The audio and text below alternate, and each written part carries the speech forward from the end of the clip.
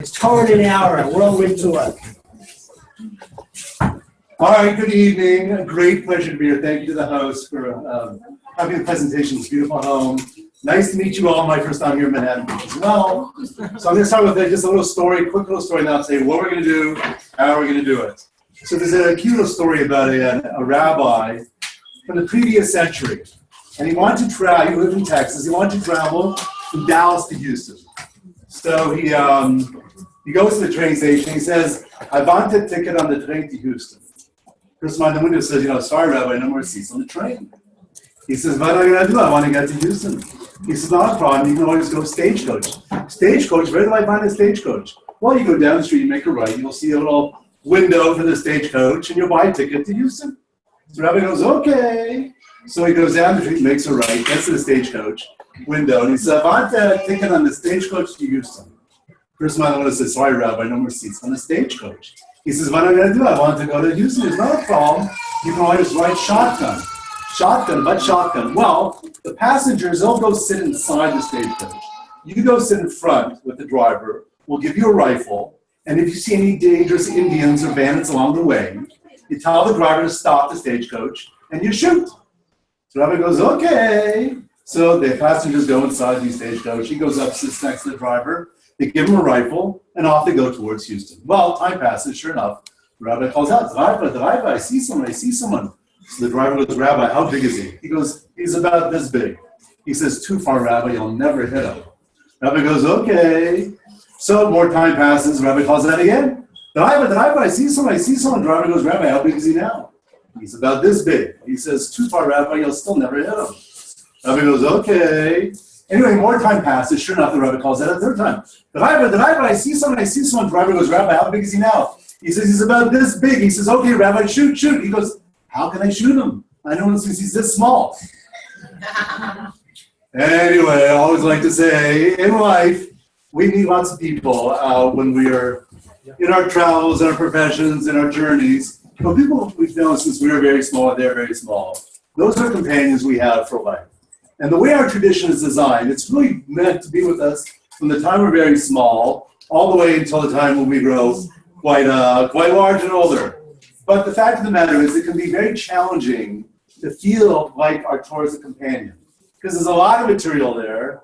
And I remember growing up, we used to get the 3,000-page Chumash, the Pentateuch, the big Chumash, and it was just thousands of pages. It was very intimidating.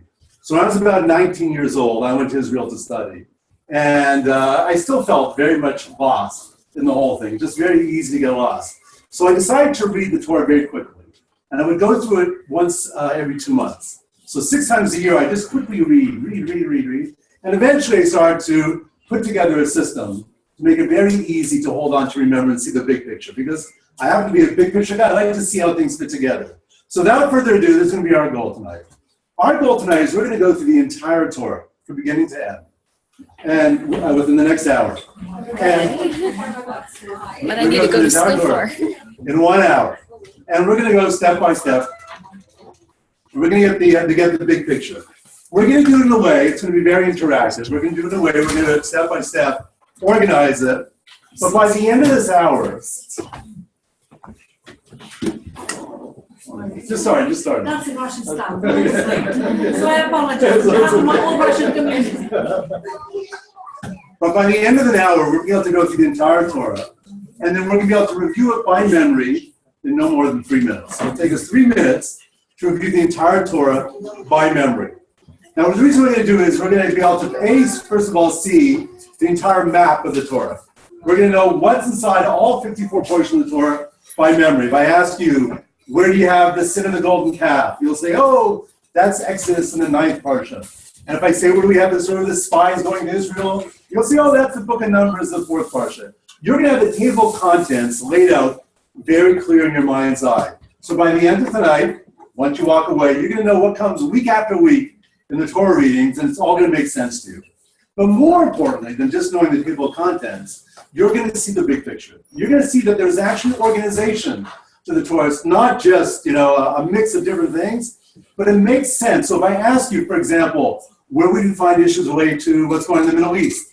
You'll be able to intuit which parshas or issues to deal with love or justice, you'll be able to pick out just intuitively which Torah portions you would go to find the material. So it's going to make sense to you by the end, and we're going to go step by step. It's going to be interactive. I'm going to put things up on the screen. I'm going to ask you just to repeat what I've said to make sure we have to get it down. And you'll see there's a very effective way to get a lot of material into our head very systematically. And by the end, we're going to do a test. We're see if we can review the entire Torah together as a group in less than 3 minutes. So I'm going to ask you to please rise. Please rise. Just take a few deep breaths. This is very interactive. Got to get the oxygen going. Simcha, that's a good glass of water. And when you feel good and ready, you can please do see it. Can you move back? Yeah, I'll move back.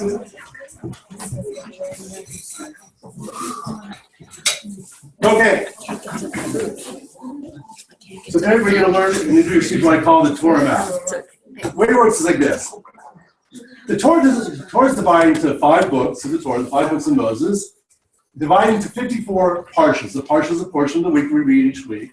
There are 12 parshas in book number 1, 11 parshas in book number 2, 10 in book number 3, 10 in book number 4, 11, thank you very much, and 11 in book number 5. Once again, there are 54 parshas in the Torah. There are 12 in book number 1, 11 in book number 2, 10 in book number 3, 10 in book number 4, and 11 in book number 5. 12, 11, 10, 10, 11, 12, 11, 10, 10, 11. By the end of tonight, you'll know what's inside each of these 12, 11, 10, 10, 11 parshas. So let's review. There are 54 parshas. How many parshas in book number 1? 12. And book number 2? 11. And book number 3? 10. And book number 4? And book number 5? Great. Let's do that again. How many parshas in book number 1? 12. And book number 2? And book number 3? And book number 4? And book number 5? Great. Let's do a bonus round all together. How many in book number 3? 10. How many in book number 1? 12. How many in book number 5? 11. How many in book number 2? How many in book number 4? 10. Good. 12, 11, 10, 10, 11. 12, 11, 10, 10, 11. By the end, you will know what's inside these 12, 11, 10, 10, 11 parshas. All right, the Torah, we're going to start big picture, and then we're going to go book by book. The Torah is divided into 2 main parts. Book number 1 deals with what we're going to call the family of Israel. It starts with creation. God creates a world. There's man, woman. There's going to be mankind. There's going to be problems. At some point in the story of this book, the focus is going to go on one individual, Abraham. We're going to see his family develop with Sarah, his wife.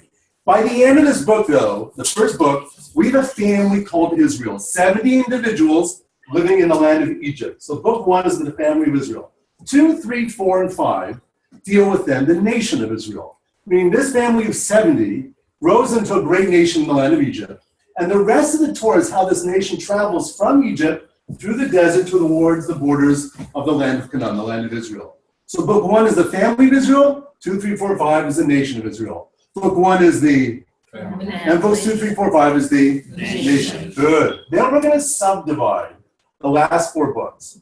Books 2, 3, and 4 deal with what I call the actual development of the nation. Meaning, this is where the events are happening on the ground, step by step. We're going to see sort of the episodes occur one after the next. Book 5 is what's called the review by Moses. Moses is our leader. He's introduced in the beginning of book number 2. But by book number 5, he's doing a review of what happened in books 2, 3, and 4 as he prepares us to go into the land of Israel without him. He's not going to be allowed to take us into the land of Israel, which we'll see why coming up. So as a result, he reviews what happens in books 2, 3, 4, preparing us with the right understanding and perspective before we go into the land of Israel. So books 2, 3, 4 is the actual development. 5 is the review by Moses. Books 2, 3, 4 is the actual development. Book 5 is the review by Moses. Great. So already you get a semblance of organization of the Torah. Book 1 set off on its own, family of Israel. Book 5, the review by Moses. And then you have this healthy midsection in the middle, which is the development of the nation. Terrific. So with that, let's do a little review. Torah is divided into 5 books, 54 parshas. How many parshas in book number 1? 12. And book number 2? 12. And book number 3? 10. And book number 4? 10. And number 5. Oops, I'm sorry. I didn't work that way. 1 second. Do it again. There you go. Once again, how many parts in book number 1? 12. Book number 2? 11. Book number 3? 10. Book number 4? 10. Book number 5. Torah is divided into 2 parts. Book number 1 deals with the family of Israel. 2, 3, 4, 5 deals with the nation of Israel. The middle 3 deal with the actual Development. And book 5 is the review of those. Excellent. All right. So now we're going to go into book number 1. Here we go. So book number 1 is how many parshas? 12. So they're divided into 2. Right? They're divided into 2 main sections. Parshas 1 and 2. The first 2 parshas cover the first 20 generations of mankind. God creates a world. There's light, sky, vegetation, stars, planets, birds, fish, animals, and then there's man. This is good, this is good, this is good, this is good, this is good. When man is created, it says very good, placed in the Garden of Eden, and then we're going to see a number of problems. We're going to go through that in a moment. We're going to see a decline, a spiritual decline. By the end of the second parsha, God is no longer interested in dealing with mankind as a whole, and as a result, the focus goes on one individual, Abraham, and the next 10 parshas are the 4 generations of Abraham's family.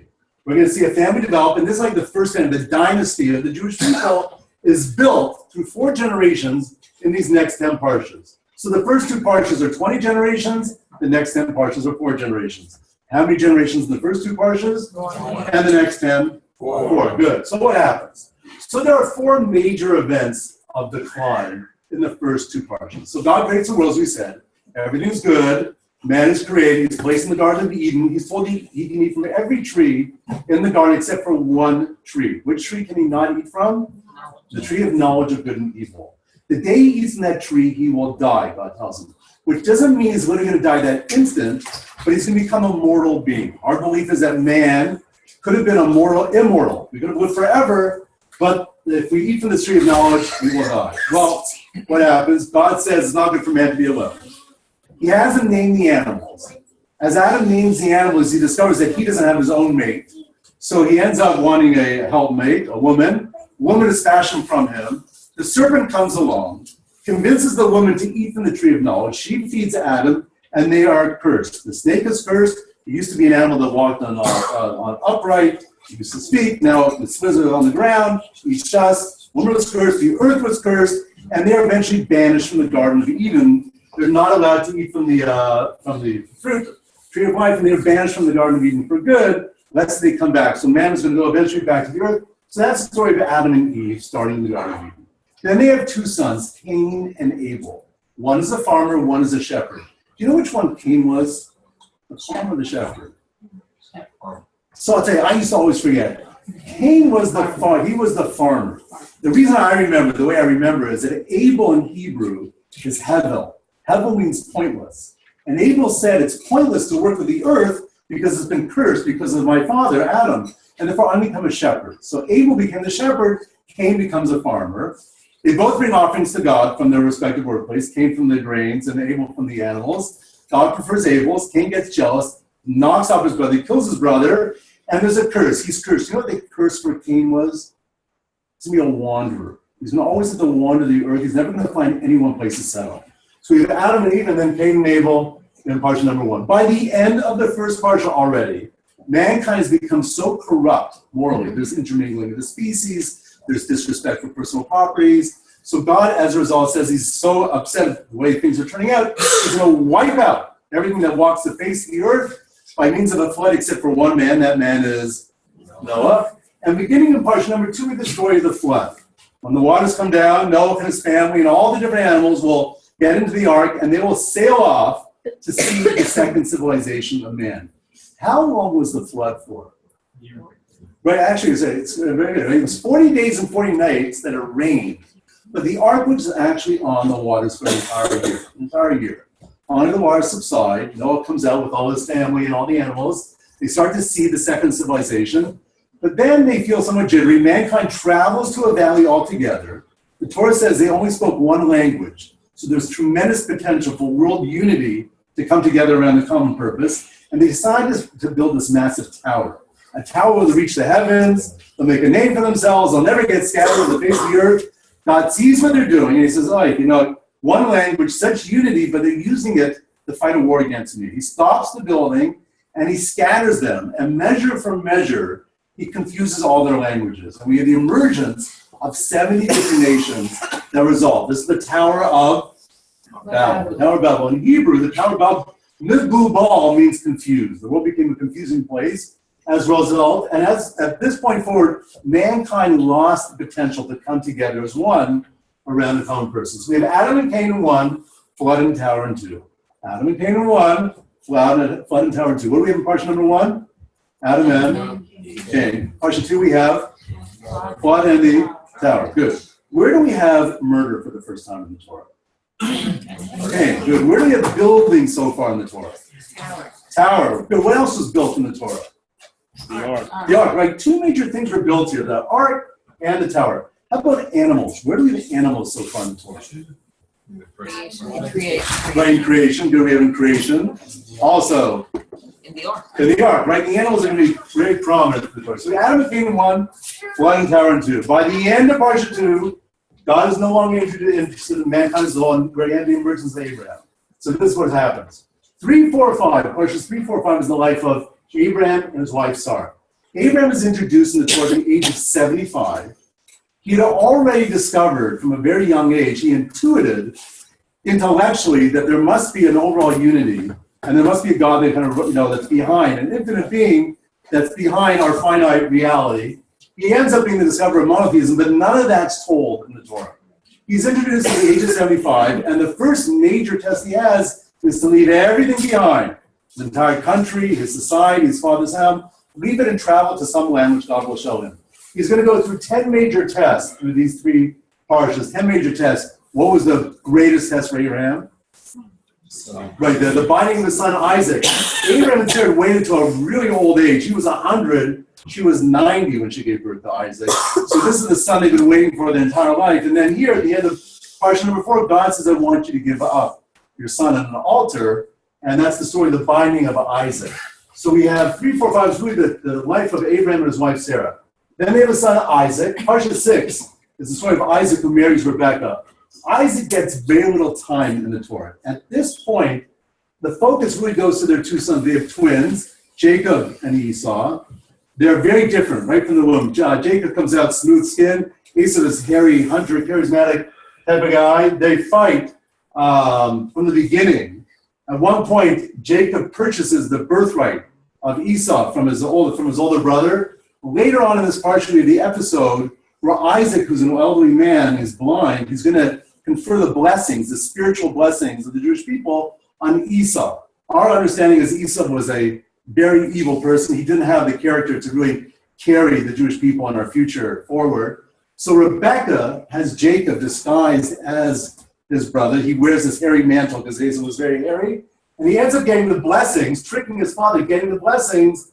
By that point, Esau comes in and he wants to kill his brother, and Jacob has to run. So in 7 and 8, there's a story of Jacob who marries 2 sisters, Rachel and Leah.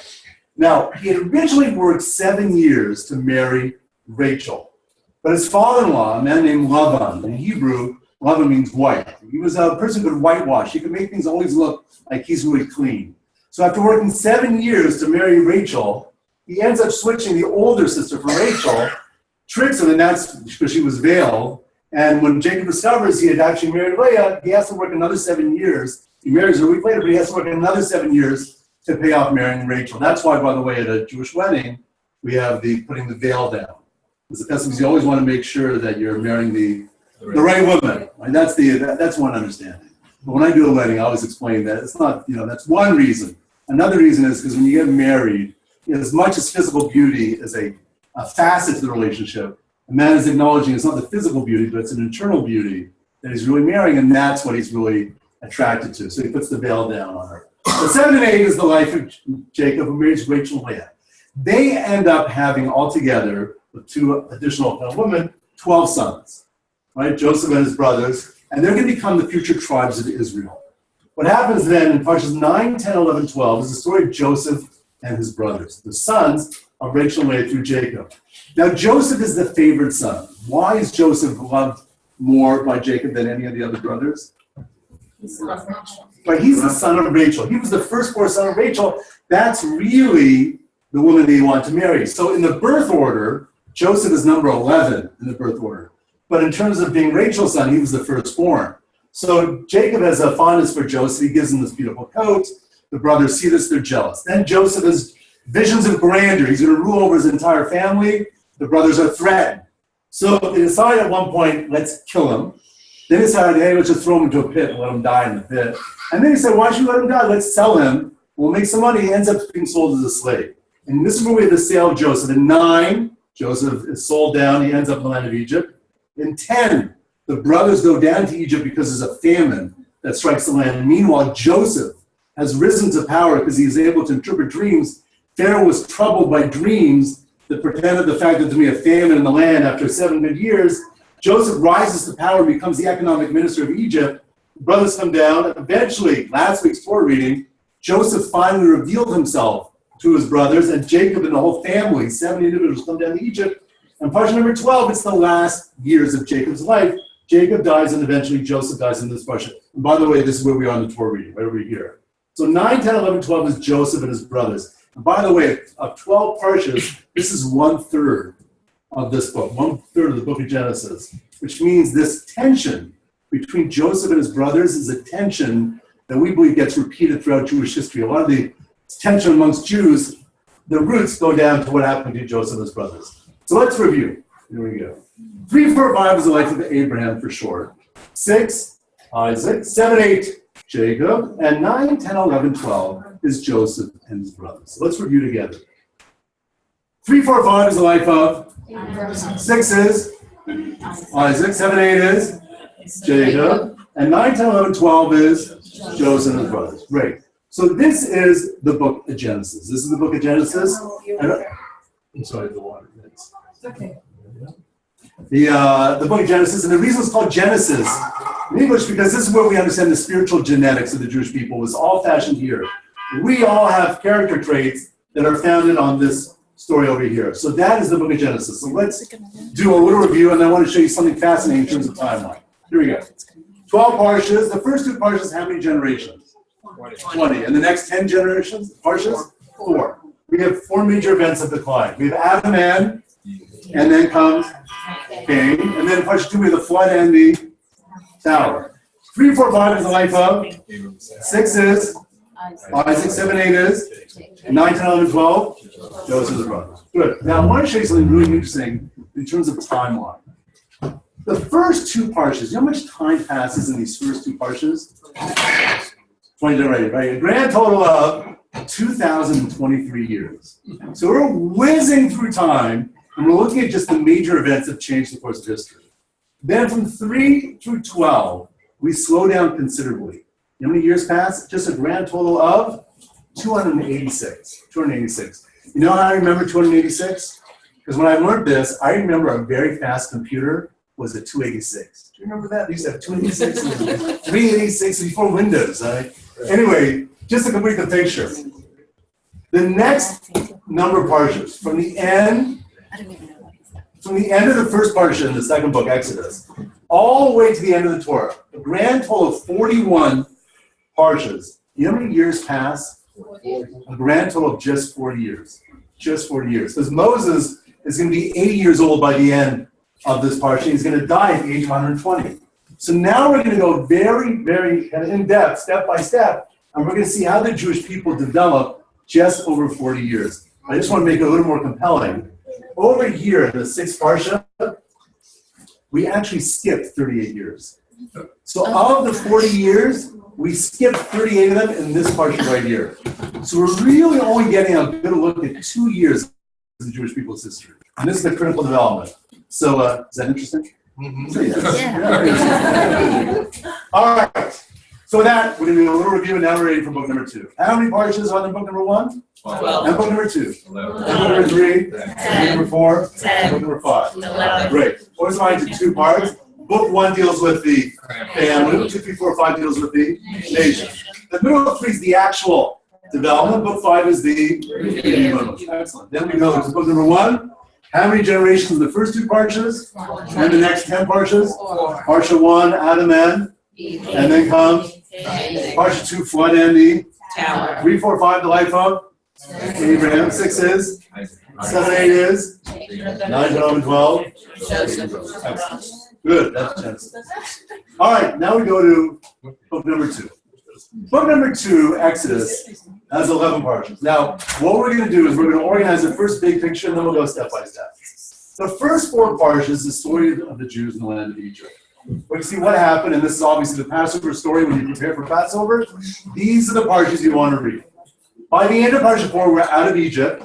We get to 5 and 6, and that's where we get the Torah. This is where we accept the Torah. We're standing on Mount Sinai, and this is where we accept the Torah and we get the Ten Commandments. Happens immediately after leaving Egypt. Then 7 through 11, these 5 parshas, the Jewish people are building the tabernacle. The tabernacle is a portable sanctuary in the desert. God is actually going to give the instructions to Moses on how to design it, how to build it. And then God's presence by the end is going to descend, and we're going to create a home for the creator of the universe to live in our universe, right? To live in our world down here with us. So that's 7 to 11 is building the tabernacle. So once again, 1, 2, 3, 4, it's Jews in the land of Egypt. 5 and 6, we accept the Torah. And 7 to 11, we're building the tabernacle. Right. Now what happens? So in Egypt, this is going to be next week's Torah portion, the reviews of Jewish people coming down to Egypt, and we start to grow rapidly. We start to have lots of children, and Pharaoh starts to get nervous. He says, if the Jewish people continue at this rate, then if there ever is going to be a war, they'll betray us to our enemies, like a fifth column. You can't trust the Jews, and therefore we better begin the enslavement. First, he decides he's going to give us labor to stop the population growth. That doesn't work. Then it's backbreaking labor. That doesn't work. Then it's kill the babies at birth. That doesn't work. And eventually he decides, let's drown them in the Nile. All baby boys should be drowned in the Nile. Moses is born during this period. He's put in the basket, we know. He sails down the Nile. And then he gets saved by Pharaoh's daughter, Batya. He gets raised right under Pharaoh's nose in the palace of Egypt. He becomes a prince of Egypt. What happens? When he gets older, he starts to identify with the slavery of the Jews. He sees an Egyptian taskmaster assaulting a Jew. He kills the Egyptian. He has to run for his life. He goes to a land called Midian. There he stays till the age of 8. He gets married. And then God comes from by a burning bush and says, go down to the land of Egypt to get my people out. And it takes 7 days, tradition says, to convince Moses to go down. Eventually he goes down. He stands in front of Pharaoh. And what happens? Pharaoh makes a big joke of him. He makes things worse for the Jews. He says they have to maintain their quotas of building the bricks without getting any of the supplies. Everybody's upset. God is upset. Moses is upset with God. The Jewish people are upset with Moses. So Parsha 1 is the story of the enslavement. The enslavement of the Jewish people happens in Parsha number 1. Then we know there are 10 plagues. In Parsha 2, we have the first 7 plagues. God brings these plagues: floods, frogs, lice, wild animals, pestilence, boils, and hail. And then Parsha number 3, with the last 3 plagues, which are locusts, darkness, and the final plague is death of the firstborn. And finally, we have the Exodus from Egypt. Pharaoh relents, and we're about to go. How long were we in Egypt for? A grand total of 210 years. 210 years. But those 210 years, by the way, they were all covered in the first Parsha. So 210 years were finally out. And over a year, by the way, this is where we get the mitzvahs of Passover. Of eating matzah, not having chametz, giving over the story of the Seder night. It's all happening over here. Then we're finally out of Egypt. But instead of taking us a direct route towards Israel, God takes us to the banks of the Red Sea. It looks like we're trapped, but really it's a trap to get the Egyptians out after us one more time. So the Egyptians come, and we know miraculously the waters split. We walk through on dry land, and when the Egyptians comes after us, the waters come back on them, and they're finally submerged in the water. So that's the splitting of the Red Sea. I always like to say that in Parsha number 3, that's where we get the Jews out of Egypt.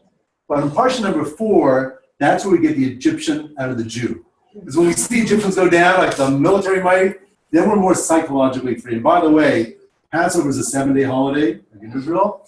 The first day of Passover, we celebrate the Exodus. The 7th day of Passover, that's when we celebrate the splitting of the Red Sea. And those are the bookends of the holiday. So let's review.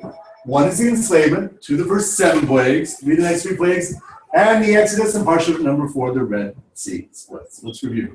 Parsha number 1 is the Parsha 2, how many plagues? Parsha number 3, how many plagues? And the Parsha number 4, the Red Sea splits. Good. 5 and 6, we're now left Egypt behind. We're now camped at the foot of Mount Sinai, and this is where the Jewish people enter the covenant of Sinai, and the 10 commandments are spoken.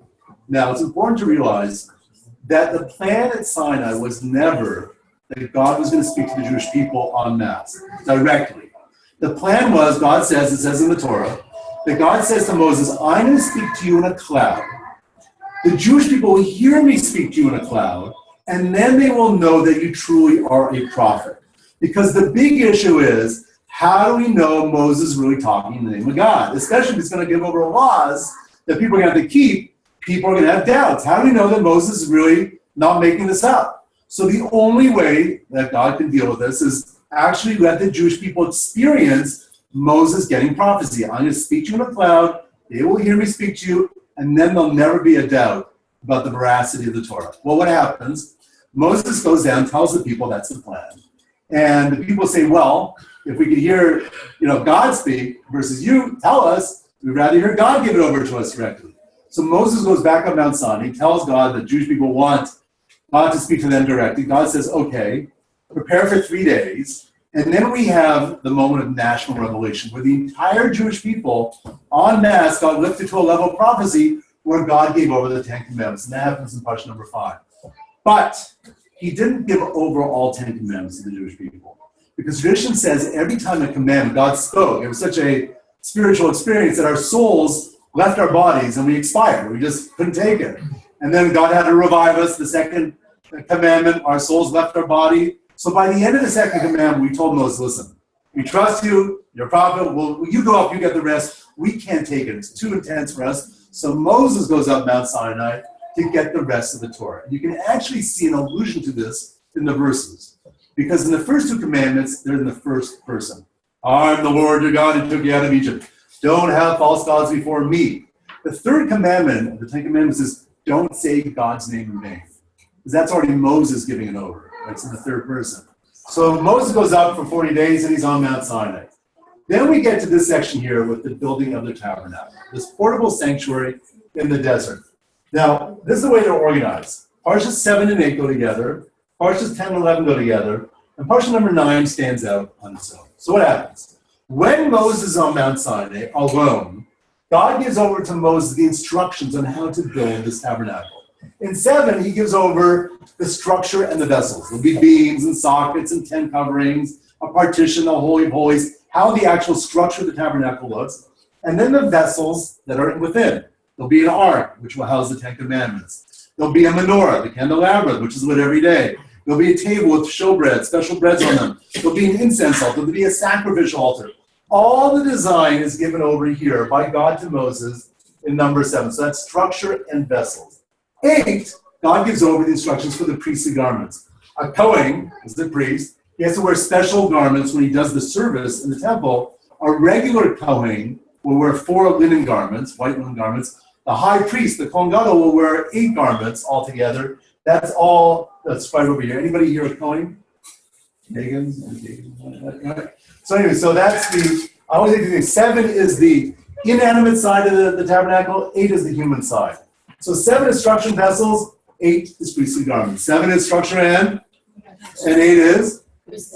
Then, we're going to skip number 9 for a moment. 10 and 11, Moses comes down Mount Sinai, and the nation starts to build the tabernacle. On 10, the nation builds the structure and the vessels, and 11, they make the priestly garments, and they assemble the entire thing. By the end of this book, God's presence comes down in the cloud, and wow, we created a home for the Creator to dwell in our midst. That's the organization. What happens in verse number 9? A terrible calamity. The story of the golden calf. Golden calf. So what happened over here? When Moses went up Mount Sinai the first time, he told the Jewish people, I'm going to be gone for 40 days. Any problems, speak to my brother Aaron, another person named Korah. Well, they didn't synchronize their watches. Because when Moses went 40 days, he meant start counting at night. Because in Judaism, the day begins at night.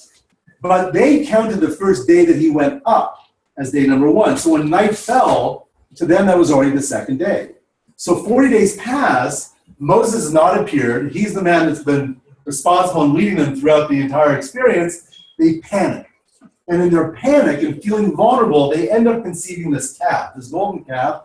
They say, this is the God of Israel that took us out of the land of Egypt. They end up worshiping it. And as a result, Moses, meanwhile, had just received the 10 Commandments. God had inscribed the 10 Commandments on these sapphire stones. God says, your people are sinning. I'm going to wipe them all out, and I'm going to build a nation from you. So Moses says, no, God forbid, don't do that. Right? He gets God not to wipe us out. Moses comes down. When he sees all the Jewish people dancing around the golden calf over here, he takes the tablets, he smashes the tablets, he has to go up for 40 days to get forgiveness, another 40 days to get forgiveness for the sin.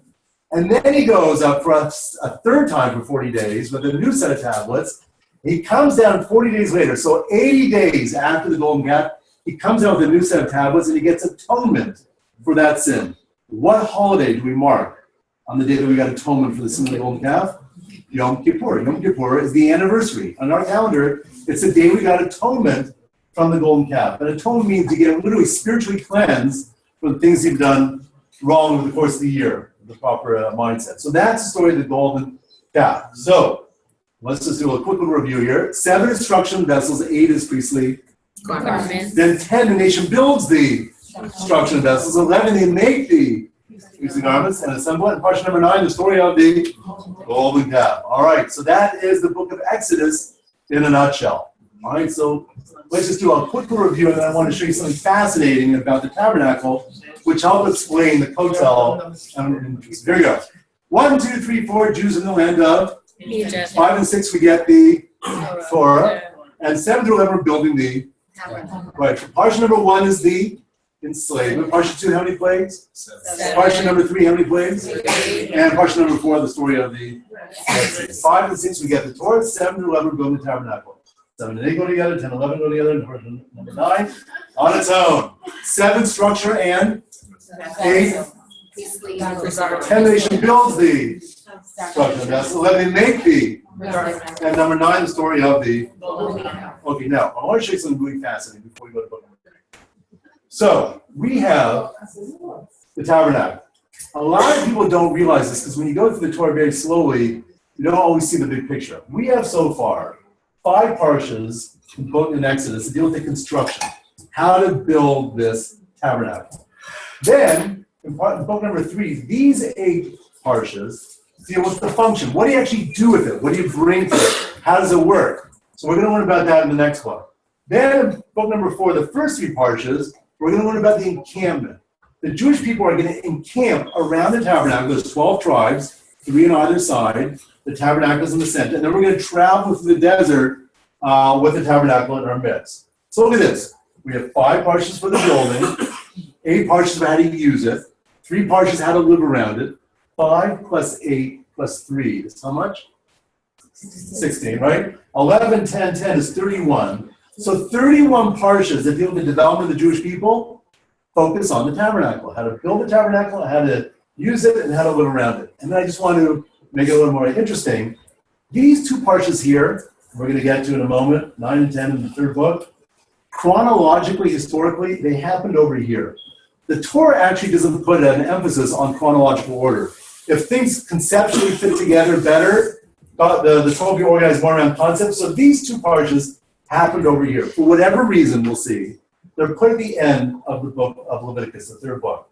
So from the beginning of the tabernacle story to the end of the tabernacle story, it spans a grand total of 18 parshas. Right? From beginning to end, it's going to take 18 parshas to go from the beginning to the end. How many parshas are there in the Torah? 54. And what's a third of 54? 18. So look at this. The tabernacle is literally the middle third of the Torah. You have 12 parshas and 6, 18 before the tabernacle, 18 of the tabernacle, and then 18 afterwards. So it's literally the center of our Torah. And the reason it is, and why the Temple of Jerusalem is so central, is because if you had to tell someone what Judaism is in a nutshell, like just in a nutshell, I would say we believe that our job is to take the materials of this world, right? And we can actually build an environment where God will actually dwell here in our midst. We can make this world holy, so holy that God can actually dwell together with us. We don't have to run away from this world. We can actually imbue this world with such spiritual presence that God would actually feel comfortable to dwell in our midst. That's why, and this is the manual on how to actually build such an environment. Great. There we go.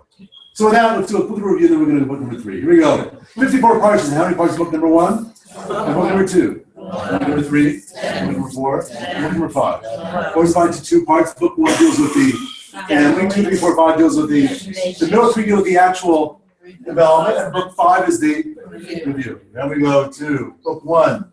How many generations in the first 2? 20. And the next 10? Then we have Adam and then comes, and then we have flood and the 3, 4, 5, the light bulb. 6 is. 7, 8 is. 9, 10, 11, 12. Very good. Then the first 4 parts of the Jews in the land of Egypt. 5 and 6 we get the. 7 to 11 we're building that temple. 1 is the enslavement. How many plagues in the first 2 parts? 7. How many in the third parsha? 3. And the Exodus part number 4 is the 5 and 6 we get the Torah. The 7. There we go. 7 structure and 8 priestly. 10 nation builds the structure. 11 make the. 9 is the. Oh, there we go. All right.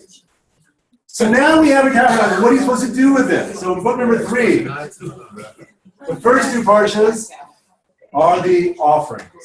We're going to bring offerings. Different animals, birds, grains to the tabernacle. Question 1, it's the people's relation to the offering. When you want to bring an offering, what would you bring? How would you bring it? Why would you bring it? Sometimes out of gratitude, you go to the temple to express thanks for things that are happening in life. Sometimes you had to correct something you did wrong and atone for the sin. So it's the people's relation to bring an offering. Parsha 2 is the priest's relationship to bring an offering. Meaning the Kohanim, the priests, they bring an offering on our behalf. They would get certain parts of the offering. So 1 and 2 are the offerings. 1 is the people's relationship.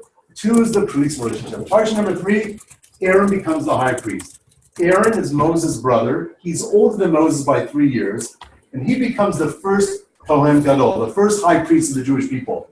From this point on, anybody who's a direct descendant of Aaron, father to son, is a Kohen. It's a bloodline. You know the Technion, I think it's now about 20 years old now, but the Technion in Israel, they actually did a study. They said if it's a bloodline that works, there should be a unique marker on the Cohen's gene. And they actually discovered what they call the Kohen gene. They can actually determine someone's a Kohen genetically because it's a bloodline that goes all the way back to Aaron becoming the high priest. The rest of this book is a series of commandments that more or less share a common theme. This is the way it works. 4 and 5 deals with the holiness of the body.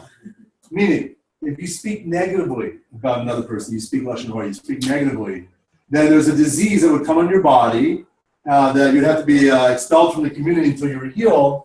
So it deals with how our body physically can reflect who we are spiritually. So 4 and 5 is holiness of the body. 6 and 7 is holiness of the nation. In 6, we have the holiday of Yom Kippur. Every year we get to wipe the slate clean. We can start the new year fresh. 7, we have a parsha that deals with all different types of commandments, how we're supposed to live in a holy, dignified way. In our relationships with our family, in our business relationships, the environment, how we're all meant to be kadosh and holy. 8 is holiness of the priests and the holidays.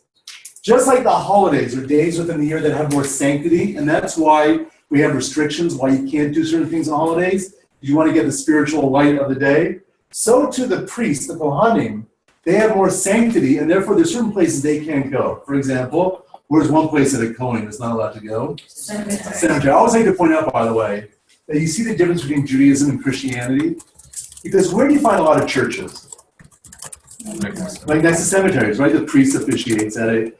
For us, a priest can't, a Kohen is not even allowed to enter a cemetery because we believe that sanctity is here, that we can achieve holiness here, and that's the job of a Kohen, is to lift you up here and not to have any contact with the impurity of death. So holiness of the priests and the holidays. And 9 and 10 is the holiness of the land of Israel.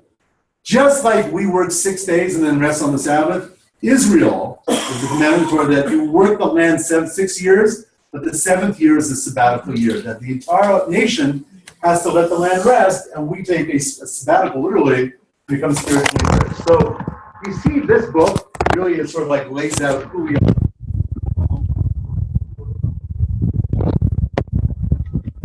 5 is holiness of the body. 6 and 7 is holiness of the nation. 8 is holiness of the priests and the holidays. And 9 and 10 is holiness of the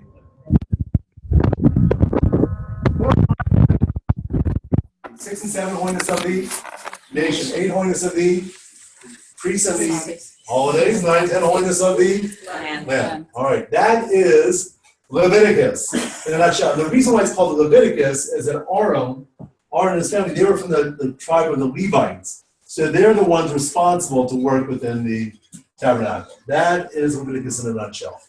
All right, let's move on to book number 4. Book number 4, the first 3 parshas are the encampment. The Jewish people will learn how we live around the tabernacle. 3 tribes on either side, the tabernacle is in the middle, and now we're finally ready to go towards the land of Canaan, the land of Israel. How long have we been camped at the foot of Mount Sinai? How long has it been since we left Egypt? Just over a year. Just over a year. We've been camped at the foot of Mount Sinai the entire time. Now we're finally ready to go. And then what happens? The trumpets blow. In parsha number 3, we start to journey. But then in parsha number 4, we say, wait a minute. Let's send in some spies. What kind of land is it? Who's living there? How are we going to take it over? Are they well fortified? So parsha number 4 is the story of the spies. 12 spies go in, 1 from each tribe. They spend 40 days in the land. And then they say, great land. 10 of them say, great land, but forget it. We're never going to take it over. The giants living there, they're well fortified. We're going to get slaughtered, we and our children. And they convince the Jewish people that there's going to be no success. And the Jewish people cry all night, saying to God, we'd rather die here in the desert than we and our children die in warfare in the land of Egypt. So God says, fine, you have a deal. You'll die here in the desert. We'll wait 40 years for this entire generation of adults, the men, to die out. And then your wives and your children will walk in and say, because the women never lost heart. They always trusted God that things would work out fine. The men became the scaredy cats, and as a result, they end up dying over that 40-year period. So parsha number 4, we reject the land. What day in the Jewish calendar do we reject the land of Israel? Right, the Tisha B'Av, the 9th day of Av. And tradition says, on this day, you cried over nothing. There's no reason a Jew should have been scared after everything you've seen with Egypt and the splitting of the sea and the giving of the Torah at Sinai and all the miraculous existence in the desert. No worries for a Jew. But because you cried over nothing, over this senseless fear, I'm going to give you something to cry about in the future. And on the 9th day of Av, that's when we have the destruction of the first temple of Jerusalem, the destruction of the second temple of Jerusalem. That's when the Jews were expelled from Spain. That's when World War I began on the 9th day of Av. Right? Everything, all calamities are centered at the source on this day. Parsha number 5, we end up rebelling against the priests. We say, a cousin of Moses says, wait a minute. Why do we have a priesthood? We're all holy. We're all back here in Parshas 5 and 6 in Exodus. We all heard God speak to us. Why should there be one part of the nation that has more holiness than the rest of us? So they end up rebelling against Moses and Aaron, saying it's a power grab by them. Anyway, the rebellion, miracles occur, and the Jewish people realize, yes, in fact, Aaron is the priest, the high priest, and we do need a priesthood. That's rebellion against the priest. It was led by a man named Korah. Parsha number 6 is what I call that old transition parsha. What do I mean by transition parsha? In this parsha, this is where we skip 38 years in the desert. We jump to the 40th year. So 38 years, we skip from the 2nd year into the 40th year. It's a transition. But what happens here? This is when Miriam, Moses' sister, passes away. Now, the Jewish people had clouds of glory protecting them, special clouds. That was in Aaron's merit. Moses was responsible for the man, the heavenly food falling every day. But Miriam, the sister, who was also a prophetess, she was responsible for this well, this rock that provided water. She passes away, and the rock stops giving forth water. So the Jewish people get thirsty. So they complain to Moses, and God says, speak to the rock, and that will come the water. So Moses speaks to the rock, very little comes, and the Jewish people are taunting him. Come on, where's the water? So he ends up lifting his staff, he hits the rock, out gushes the water, but God says to Moses, on this day you failed to sanctify me in the eyes of the people. Because if you had spoken to the rock, and the water would come, then you would realize that, yes, in fact, the spiritual world works in concert together with the physical world. There's no conflict between spiritual will and physical results. But because you hit the rock, it makes it look like the physical world and spiritual world clash. They don't work so easily together. And as a result, you tainted the Jewish people's perception of what life would be like in the land of Israel. So as a result, Moses is not allowed to go into the land of Israel in this parsha, and he's going to have to die before going into the land. So the 6th is the transition parsha. Let's just do a little review. 1, 2, 3, the encampment. Parsha 4, we reject the land. 5, we rebel against the priests. And 6 is that old transition parsha. Then 6, 7, 8, 9, we're fighting wars. Different nations come out to attack us. All different types, psychological warfare, mighty warriors. We're victorious in all of them. And then 8, 9, 10, it's inheritance of the land. Meaning, now that we're wrapping up the development of the Jewish people, the focus is how do we actually take over the land of Israel? Just remember, it's a very strange thing with the Jewish people. Every other nation grows within their own boundaries. You kind of develop within your own land and you become more sophisticated and you become a nation. But the Jewish people are going into a land they've never seen. They're going to dispossess the people living there. They're going to set it up. How they're going to divide it up amongst the different tribes. How does the laws of inheritance work? All this is discussed over here in 8, 9, 10, inheritance of the land. So 6, 7, 8, 9, we're fighting wars. 8, 9, 10, it's inheritance of the land. Good. So let's do a little review, and then we're going to go to book number 5. 1, 2, 3 is the end. And 4, we reject thee. And then 5, we rebel against thee. 6, that old. There you go. 6, 7, 8, 9, we're fighting wars. And 8, 9, 10, it's inheritance of the land. Good. Now we're ready for Moses' review. Moses, because he can't take us into the land of Israel, he's going to prepare us to go into the land of Israel without him by giving us a proper perspective. But before we hear Moses' perspective, that's the book of Numbers. And by the way, it's called the book of Numbers because there's many census taken of the Jewish people, how many were in each tribe, each family, as we prepare to go into the land of Israel. So, before we go into the final review, let's do a quick little review, and then we'll go into book number 5. Here you go. 54 parts. How many parts? Book number 1? Book number 2? Book number 3? Book number 4? Book number 5? Right. Book 1 deals with the family. 2, 3, 4, 5 deals with the. Book 3 is the actual development. Book 5 is the. Right. Partial. Book number 1. How many generations? 4. Partial 1 is out of man, and partial 2 flood and the tower. 3, 4, 5 the life of. Abraham. 5, 6 is. 7, 8 is. 9, 10, 11, 12. There we go. Okay, there we go.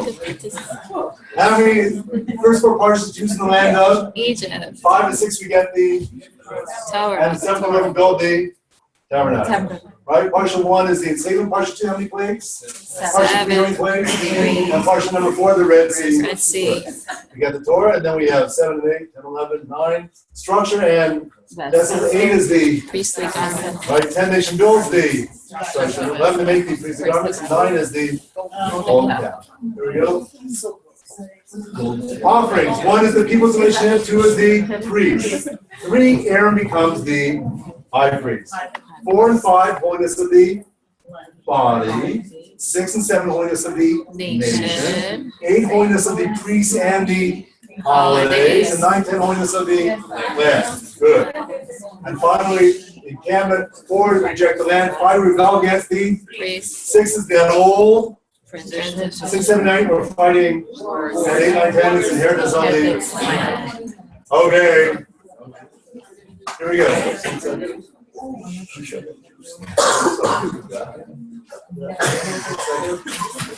we have to do it again? So it's round and there.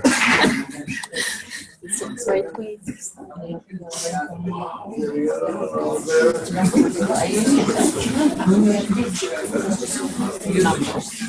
Okay, here we go. By the way, in this book, it's the last 36 days of Moses' life. The last 36 days. And basically, it's 4 different speeches that Moses gives to the Jewish people. Part number 1, he talks about Moses, how they treated him as a leader, and the nations. How there's nations living around Israel. We can't take their lands. They have their own lands. We can't take their lands. But he gives them a rebuke about the way they treated him. All the accusations, all the complaints, all the whining. It's Moses and the nations.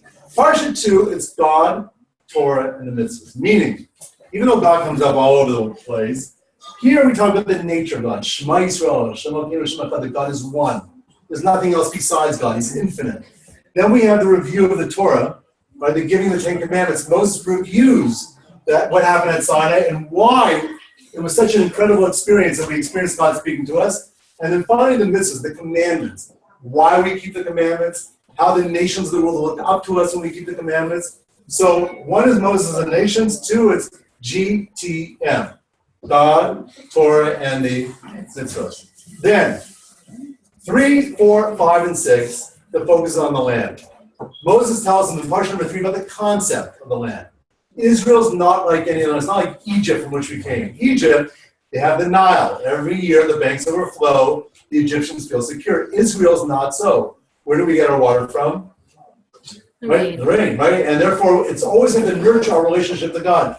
By the way, the first parsha, the first section of the Shema prayer is here, the oneness of God. But the second paragraph of the Shema prayer is here, where we talk about rainfall coming if we keep everything. We have a close relationship with God in the land of Israel. 4 is the influences. Now that we're leaving the desert in the sort of spiritual incubator, we're going to the land of Israel. Now we have to worry about influences. There's going to be increased appetites, desires for physicality. There's going to be missionaries and false prophets and idolatry. A lot of negative influences we have to learn how to counter. 5 is the administration. There's going to be judges, police, kings, prophets, Levim, and so on. Different people leading the people in the land, the administration. And 6 is the social code. Meaning that we're supposed to be a morally enlightened people. In parsha number 6, we have 74 commandments of 613. So over 10% of the commandments are here that we have the social code. For example, in this country, we have the saying, finders, keepers, losers, weepers. But in the Torah law, we're told not so. You have to return a lost object. In fact, there's a commandment, being that you have to go to such great lengths to return lost property, you shouldn't turn your eyes away from that responsibility. You have to build parapets on your roof to protect people from falling off. How we're meant to be a morally enlightened people. So once again, 3, 4, 5, and 6 is the land. 3 is the concept, how Israel is different, let's say, from Egypt, the rainfall. 4 is the influences, false prophets, missionaries, idolatries. 5 is the administration, and 6 is the social code, the CIAs, right? 3 is the concept, 4 is the influences, 5 is the administration, and 6 is the social code. 7, 8, 9, 10, rounding the bend. Moses enters the Jewish people into one more covenant. We end up deepening our relationship with God in this covenant. In 7, we learn about the blessings and curses. Meaning, if we keep everything in the land of Israel, we keep our commitments, then there'll be peace and prosperity. We'll be secure. We don't have to worry about our enemies. There won't be enemies. But if not, we're told that there'll be terrible things. There are 98 different curses mentioned. Everything from anxiety and depression and worry, to eventually famine, to eventually warfare with our enemies, to eventually being subjugated by our enemies, to eventual exile from the land of Israel. Terrible, terrible curses mentioned here in parsha number 7. By parsha number 8, it says the Jewish people turn green in fear after hearing about all these curses. So Moses tells them, don't worry, you have free will. You have the choice. God lays out the paths, but the Jewish people get to choose which path they want to go down to. But there's always free will, and if you make a mistake, we can always come back to God with tshuva, repentance. 9 is new leadership. Being that Moses can't take the Jewish people into the land of Israel, Joshua, his prime disciple, he's going to be the one to take the Jewish people into the land of Israel. So we learn about Joshua here as the new leader of the Jewish people. And finally, 10, it's the song. This entire covenant is encapsulated into a little song that Moses meant to teach the Jewish people. And therefore, whatever happens to us through our history, good and bad, if we sing this song, we'll know why it's happening to us. And essentially it goes like this. I'm not going to sing a song, but I'm going to basically, God does all these wondrous things for us. He brings us to land formed with milk and honey. And then what do? We take it all for granted. We forget how special and unique our position is in the world. We end up wanting to be like all the other nations. Then God has to wake us up. Unfortunately, we don't wake up. We're thick-headed, and we end up being led into exile. But God will never forsake us, and eventually we'll be brought back to the land of Israel. That's the song. So once again, 7 blessings and curses. 8, we have free will. 9 is new leadership. 10 is the song. And then finally, the final part of the Torah, Moses gets all the tribes, the 12 tribes, on the final day of his life. And he gives each one a blessing. He says, Judah, you'll become the great kings of Israel. David and Solomon from Judah.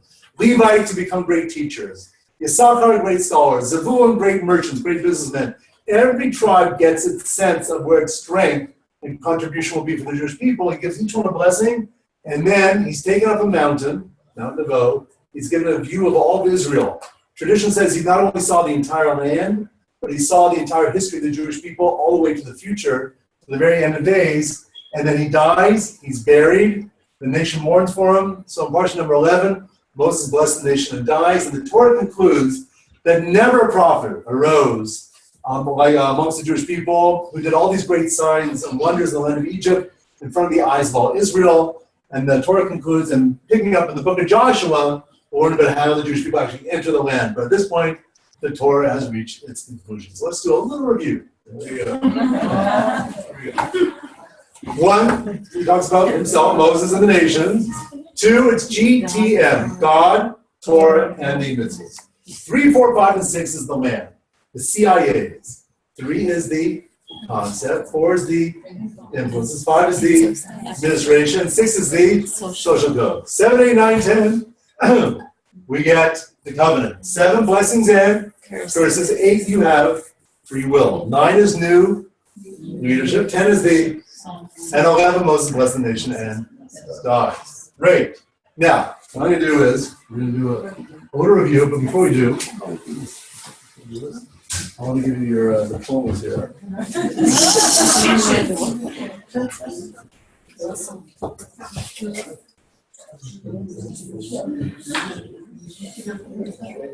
Passes around. Passes around. Thank you. Oh, that's cool. Now, Yeah, I would like. that's, by the way, it's called Deuteronomy, which means second law. Well, while we're passing around, let's do a little review, and it should take us no more than 3 minutes to go through the entire Torah from beginning to end. Okay, 1 second.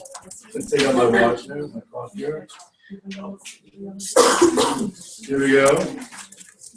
Now let's take it from the top. You ready? No? Okay.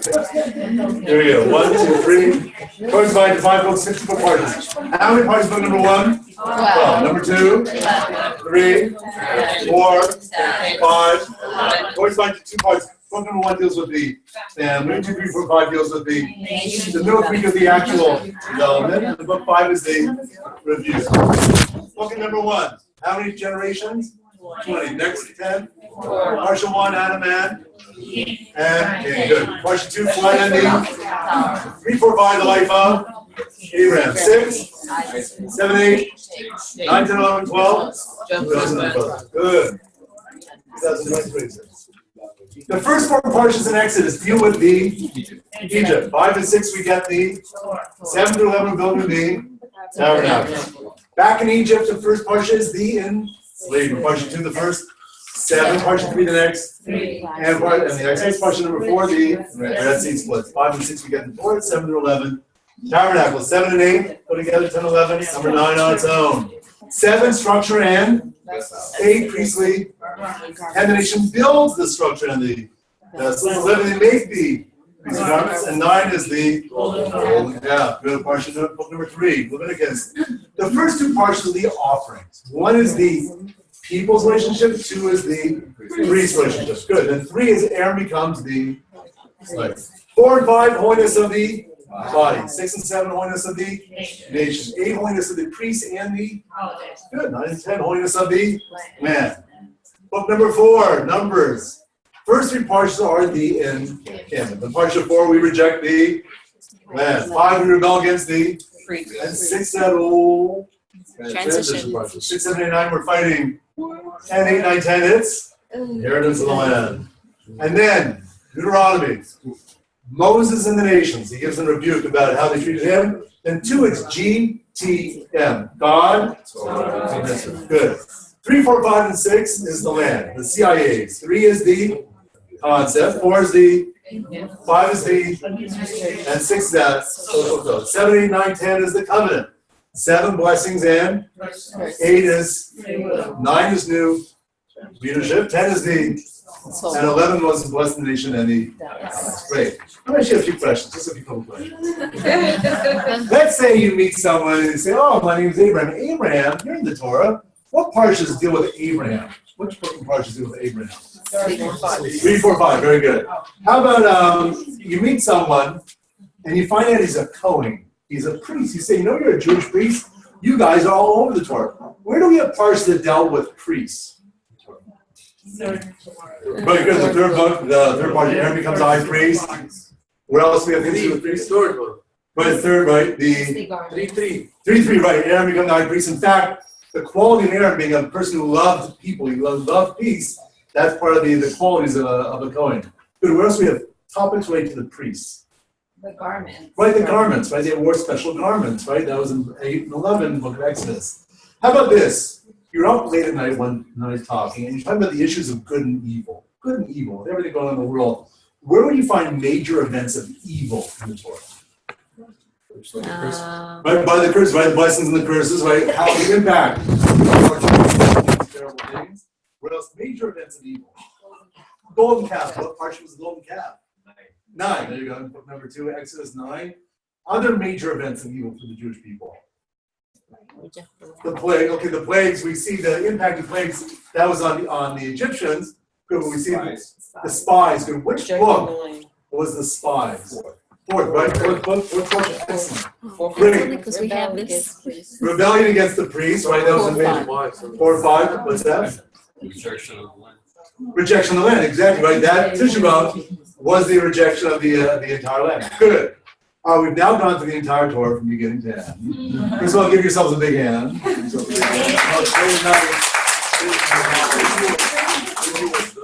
The idea, as I said, was to get the big picture, to see that there is an organization, and the amazing thing is the following. I just want to point out one thing. You know, I have something called the $1 billion challenge. I have something that I call the $1 billion challenge. The $1 billion challenge. It's something you can give to anybody. It's a great kind of puzzle. It works like this. Imagine if I gave you $1 billion. I'm going to give you $1 billion, and the goal is I want you to build with $1 billion the greatest university on earth, the greatest college on earth. It's going to have the best schools, the best law schools, business schools, school of ethics, school of religion, school of psychology. It's going to have the best. You can hire world-class faculty, right? You have all the resources you need. You also, on that campus, because it's such a fantastic campus, you're going to build for the, let's say, the faculty, children, a preschool, elementary school, a middle school, and a high school. You're going to have everything there. Now, I'll give you $1 billion, but on one condition. The condition is you can only get the $1 billion if you can build that school and teach all the subjects using one book. One book. You can only use one textbook, and that textbook can't be more than 327 pages. It's got to be used for every school, the law school, school of ethics, religion, psychology. It's got to be the book that's used for the same high school, elementary school, middle school, preschool. One book, it can't be more than 327 pages. And you've got to use the exact same book every year. So you don't get to change the book. Could you fulfill such a challenge? And produce world-class leaders and thinkers who are innovators throughout all time. Yeah? That book, right? There it is. This is it. This is amazing. This is the entire Torah. We just went through. Right? This is just the Hebrew with no commentary. Grand total of 327 pages. Now, I know when you go to synagogue, you see the big, the Chumash there, and it's big, and it's intimidating, but the reality is it's 327 pages. How long does it take to read a 327-page book? Almost no time. But the amazing thing is, this one book is $1 billion education, because this is a thing that we have the map now, but now it's all about connecting the dots. Now, seeing how everything fits, but it's all here, and that's what keeps us going. This is our fuel. This is what Rabbi Barnett said, this is our fire. This will be light on Hanukkah. The light of our learning, somehow our magic all comes in the book. The whole world wants this book. The world has been changed by this book. They perverted the book, but it doesn't matter. At the end of the day, right, we have it, and we've got the commentary. So my goal tonight was really to give you the big picture. Welcome to Goldhar School, by the way. You can go online. Everything we just did tonight is in short 6 to 7 minute videos. You can, do a review with handouts. I also go through all of Jewish history, all the holidays, all Jewish tradition. Very step-by-step, very easy, 6 to 7 minute videos. Free, available online, goldharschool.com. I want to thank Jinspire. I want to thank our host so much for having me. And thank you so much for being so patient, staying up tonight for such a heavy-duty workout. So enjoy, and the rest is on the floor.